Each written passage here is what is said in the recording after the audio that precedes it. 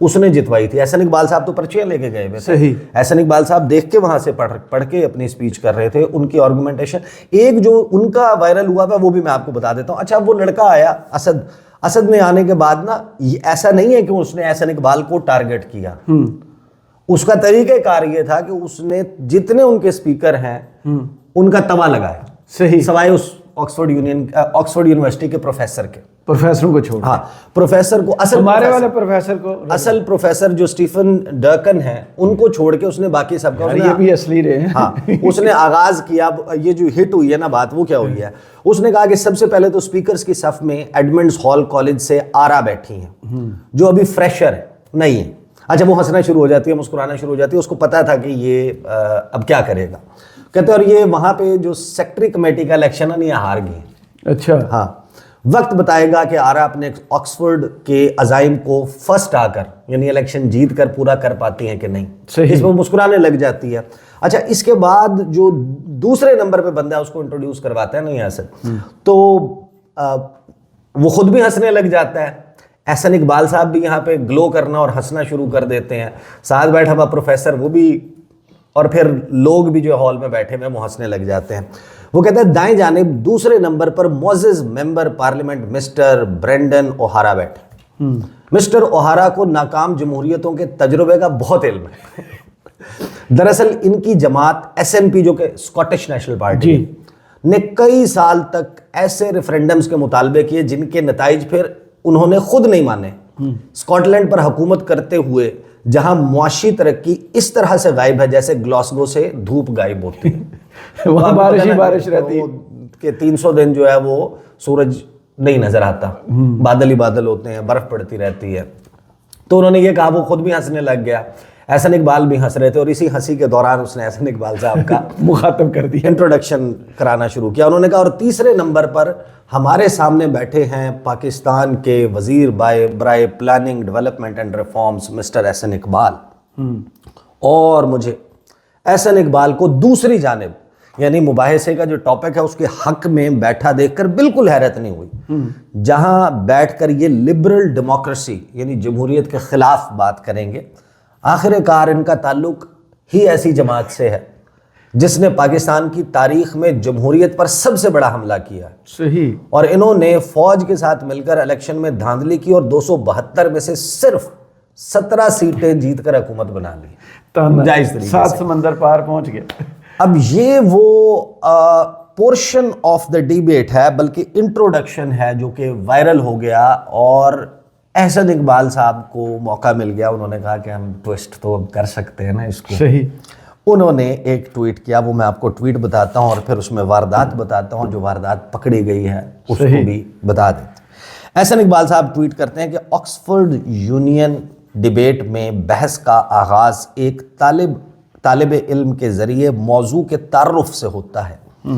میرے مخالف بحث کا آغاز ایک پی ٹی آئی کے حامی طالب علم اسد نے کیا جو کہ عمران خان کو چانسلر بنانے کی ناکام مہم چلا چکا تھا. پڑھا لکھا ہے نا یہ. اچھا نہیں, یہ جو یہ بات کر رہے ہیں یہ بھی درست ہے. اسد اس کیمپین میں تھا اور وہ پی ٹی آئی کا سپورٹر ہے, دیٹس اے فیکٹ. اور اس نے احسن اقبال صاحب کے اوپر, لیکن اس نے احسن اقبال کو سنگل آؤٹ کر کے ٹارگٹ نہیں کیا. اس نے ٹیم میں ممبر, اس نے جتنے بھی 4 لوگ تھے ان سب کے بارے میں اپنے ٹاپک کو بلڈ اپ کرتے ہوئے کہ ہاں ٹھیک ہے ان کی تو ذہنیت اور مینٹالٹی ایسی ہے کہ ڈیموکریسی جو ناک آؤٹ کرنے کے وہ لیے کام کر سکے. تو وہ تو ایک بحث کا طریقہ کار تھا, تو وہ اسپیسیفک نہیں تھا جیسے احسن اقبال کہہ رہے ہیں. لیکن پھر احسن اقبال کہتے ہیں اس نے پاکستان کو ایک بدمعاش ریاست کے طور پر پیش کیا اور عمران خان کو لبرل جمہوریت کا چیمپئن بنا کر یہ تاثر دیا کہ انہیں انتقام کا نشانہ بنایا جا رہا ہے. افسوس کی بات ہے کہ پی ٹی آئی کے حامی اپنے لیڈر کی کرپشن کا دفاع کرنے کے لیے بین الاقوامی فورمز پر اپنے ہی ملک کو بدنام کر رہے ہیں. اچھا اس نے اپنی تقریر میں عمران خان کا اور پاکستان کا خصوصی تذکرہ بھی کیا تھا اپنی گفتگو میں مثالیں دیتے ہوئے. اس پہ پھر آگے احسن اقبال صاحب کہتے ہیں کہ میں نے تقریر کے آغاز سے قبل پی ٹی آئی کے حامی کے دلائل کا جواب دیا اور پی ٹی آئی کا بیانیہ جھاگ کی طرح بیٹھ کر زمین بوس ہو گیا. میں نے کہا کہ کیا عمران خان لبرل جمہوریت کی علامت ہیں یا طالبان جمہوریت کی, کیونکہ وہ طالبان کے نظریے کے دل دادا ہیں. کسی ملک میں سپریم کورٹ کی جانب سے ماورائے آئین اقدام کے مرتکب مجرم کو لبرل جمہوریت کی علامت تسلیم کیا جائے گا؟ پھر آگے وہ کہتے ہیں کہ کیا ایسا شخص جس کی سیاست فقط نفرت کو فروغ دینا اور مذہب کے کارڈ سے کھیلنا ہے، جس کا ثبوت میں کھڑا ہوں، جس پر اس کے نتیجے میں قاتلانہ حملہ ہوا اور اس کی گولی میرے پیٹ میں موجود، مجھے روزانہ عمران خان کے لبرلزم کی یاد دلاتی ہے۔ کیا برطانیہ میں کوئی وزیراعظم قومی خزانے سے 190 ملین پاؤنڈ تو کجا 90 پاؤنڈ بھی چوری کر کے لبرل جمہوریت کی علامت بن سکتا ہے، یا اسے ہمیشہ کے لیے کرپٹ قرار دے کر سیاست کو خیر آباد کہلوا دیا جائے گا؟ جمہوریت میں ایسے بددیانت شخص کو کرپٹ کہا جاتا ہے، نہ کہ لبرل جمہوریت کی علامت۔ ایوان نے تالیاں بجا کر اس موقف کو سراہا اور ہم نے یہ ڈیبیٹ 145 کے مقابلے میں 184 ووٹوں سے جیت لی۔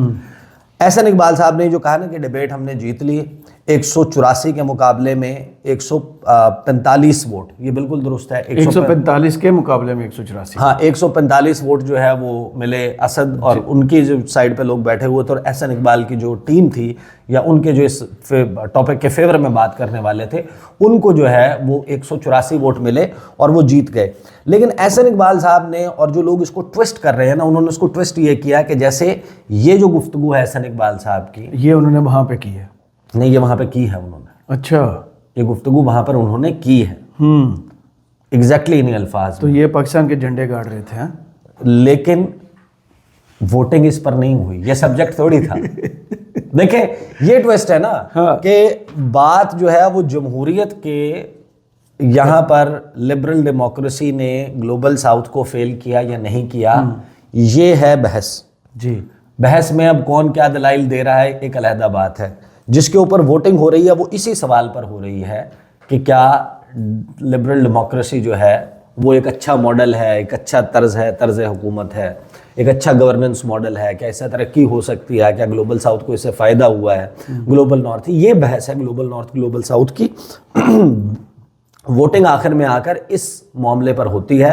میں آپ کو خود بتا رہا ہوں کہ اگر میں وہاں پر موجود ہوتا، احسن اقبال صاحب کی جو تقریر اصل میں تھی، جس میں انہوں نے مثالیں دی ہیں کہ کس طریقے سے مختلف ماڈلز جو ہیں وہ جمہوریتیں کام کر رہی ہیں، انہوں نے کشمیر کی، فلسطین کی، اسرائیل کی، سوویت یونین کی، چائنا کی، انڈیا پاکستان کی، دیگر جگہوں کی مثالیں دی ہیں، ان سے تو بہت زیادہ، یعنی کہ I am in agreement with whatever he was saying، تو ووٹنگ تو اس کے اوپر ہوئی۔ احسن اقبال صاحب کا جو یہ نقطہ نظر ہے نا، اس کے اوپر ووٹنگ نہیں ہوئی، تو وہ جو مباحثہ جیتے ہیں، مباحثہ وہ یہ نہیں جیتے جو انہوں نے یہ 4 8 10 چیزیں لکھی ہیں، اس کے اوپر ووٹنگ نہیں ہوئی، وہ جیتے ہیں مباحثہ جس میں میں بھی ان کو ووٹ دیتا، جو انہوں نے یہاں پر لکھا ہے اس پر بھی ووٹنگ ہوئی ہے۔ اچھا، اس پر ہوئی تھی 8 فروری 2024 کو۔ یہ جو احسن اقبال صاحب نے اب ٹویٹ میں لکھا ہے نا، یا جب وہ گئے ہیں اور انہوں نے کہا کہ میرے جو اپوننٹ ہیں انہوں نے میرا تعارف کراتے ہوئے مجھے انف گراؤنڈ فراہم کر دیا ہے کہ میں اب اس کا جواب دوں، اور اس کے جواب میں پھر انہوں نے یہی کچھ کہا جو انہوں نے یہاں پر ترجمہ کر کے لکھا ہے عمران خان کے متعلق۔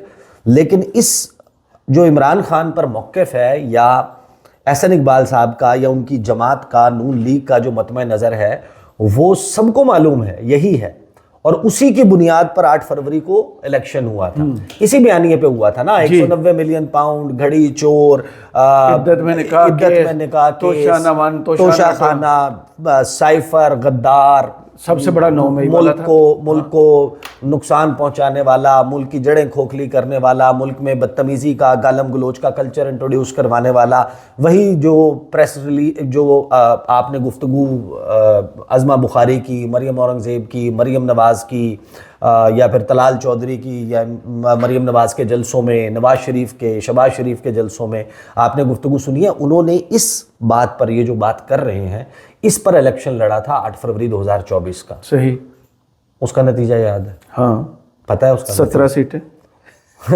چلے 17 نہیں ہوگی، ابھی nobody knows کہ ایگزیکٹلی اب جب آپ اس کو فائنل اس میں جائیں گے، ہو سکتا ہے 17 سے بھی کم ہو سکتا ہے 34 ہو۔ یہاں پہ ایک جگہ کہہ رہے ہیں کہ یہ اسلام پسند طالبان، اور دوسری جگہ ان کو گولڈ سمتھ کے ساتھ بھی جوڑتے ہیں، یہاں بھی عجیب و غریب سی نہیں، یہ تو سب سے بڑا معاملہ ہے نا۔ دیکھیں احسن اقبال صاحب مسلم لیگ نون once and for all decide کر لے، وہ کہتے ہیں کہ یار ویسٹ میں نا برطانیہ ہے، یورپ ہے، امریکہ ہے، یہ ممالک ہیں، یہاں پر طالبان ویلن ہے، تو وہاں پہ جا کے یہ کہتے ہیں عمران خان طالبان خان، طالبان کے ساتھ جوڑ دیں. ادھر آ کے گولڈ اسمتھ، ادھر آ کے ان کو پتا ہے کہ یہاں پر یار اتنا عرصہ جو ہے وہ یہودیوں کے جو اسرائیل ہے، صہیونیت ہے، اس کے حوالے سے ایک سینٹیمنٹ پایا جاتا ہے. یہاں پر آ کے ان کو جو ہے جوڑ دیتے ہیں کہ یہ اسرائیلی لابی جو ہے اس کا حصہ ہے. جو امریکہ میں خواجہ آصف نے ایک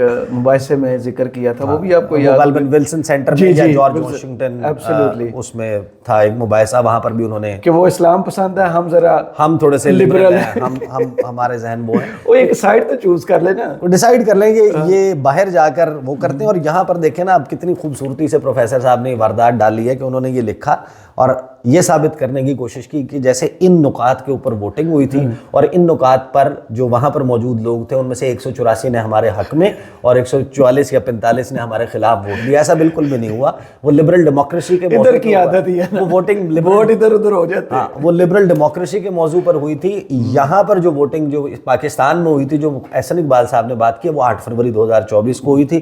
اس کے نتائج جب آئے تھے اور نتائج آنا شروع ہوئے تھے، پھر وہ سکرینز پر رکوا دیے گئے تھے. پھر احسن اقبال صاحب نے اپنا موبائل بند کر لیا تھا. پھر ان کا واٹس ایپ پہ رابطہ نہیں ہو رہا تھا. ہم اپنے چینلز میں بیٹھے ہوئے ٹرانسمیشنز کرتے ہوئے، آپ اس دن مجھے یاد ہے کہ موجود تھے پی سی آر میں، اور پی سی آر میں آپ ٹاک بیک میں ہمیں بتا رہے تھے کہ ہم فلاں اب یہ کرنا ہے، اب یہ کرنا ہے، اب فلاں نتیجہ آ گیا ہے. وہ ساری انسٹرکشنز آپ کی طرف سے آ رہی جی بالکل. ہم وہاں پر بیٹھے ہوئے سن رہے تھے آپ کی انسٹرکشنز، اور ہم یہ سوچ رہے تھے کہ آپ پی ٹی آئی کے لوگوں کو بھی بلا پا رہے ہیں، وہ آ کر اپنا موقف دے رہے ہیں. بیرسٹر گوہر نے ہمارے پاس باجوڑ میں بیٹھ کے گفتگو کر لی کی تھی. ان کے لیڈرز کر رہے ہیں نون لیگ کہاں غائب ہو گئی، گدھے کے سر سے سینگ کی طرح غائب ہو گئی. تو آپ ہمیں بتا رہے تھے کہ ان کے تو نمبر بند ہیں، وہ تو غائب ہو گئے ہیں. وہ جب نتائج آئے تھے اس کے بعد اگلے میاں صاحب اپنی جو تقریر جیب میں ڈال کے چلے گئے تھے، لکھی ہوئی تھی، بجا کر اسپیچ بتیاں بند ہو گئی تھیں. آپ کے لوگ کہہ رہے تھے کہ جھاڑو پھر گیا. اس پہ جب ووٹنگ ہوئی تھی، جو احسن اقبال صاحب کا مطمع نظر ہے یا ان کا جو بیانیہ ہے، اس بیانیے پہ ووٹنگ کا تو نتیجہ وہ تھا. اس کے نتیجے میں پھر آپ نے جس طریقے سے حکومت بنائی وہ بھی سب کو معلوم ہے. اس حکومت کو قائم رکھنے کے لیے جیسے عدالت کا نقشہ تبدیل ہوا وہ بھی سب کو معلوم ہے، جیسے آئین میں تبدیلی ہوئی وہ بھی سب کو معلوم ہے، جیسے کیسز لگنے نہ لگنے کے لیے آرڈیننسز اور جج ادھر ادھر ہوئے. ہائی کورٹ کا نقشہ تبدیل ہوا، پیکا ایکٹ آیا، الیکشن میں دھاندلی کی نشاندہی کرنے والے اداروں کو بین کیا گیا، کاشف عباسی کو آفر کیا گیا، حبیب اکرم کو ہٹایا، پارس جان زیب کو ہٹا دیا. اور یہ تو ریسنٹ مثالیں ہیں. باقی لوگ بھی ہیں جن کے اوپر راؤ خالد صاحب ڈان کے 6-7 ماہ سے ایڈز بند ہیں، سب کچھ چل رہا ہے. یہ سب کچھ ہوا اور پھر جو ٹریبونلز تھے ان ٹریبونلز کو تبدیل کیا گیا. تو وہ جو تھا البتہ اب یہ ڈیسائیڈ آپ نے کرنا ہے کہ یہ جتنے بھی ڈائیلاگز ہم نے بتائے ہیں ان میں، اور یہ جو 17 سیٹیں جیت کر حکومت بنانے والے یہ ڈائیلاگ، ان میں سے پاپولر ڈائیلاگ کون سا ہے؟ پاکستان کا پاپولر ڈائیلاگ تو یہ لگ رہا ہے. صحیح. بہت شکریہ عیسیٰ نقوی آپ کے تجزیے کا. کمنٹس باکس میں ضرور بتائیے گا یہ ویڈیو آپ کو کیسی لگی. اجازت دیجیے، اللہ حافظ.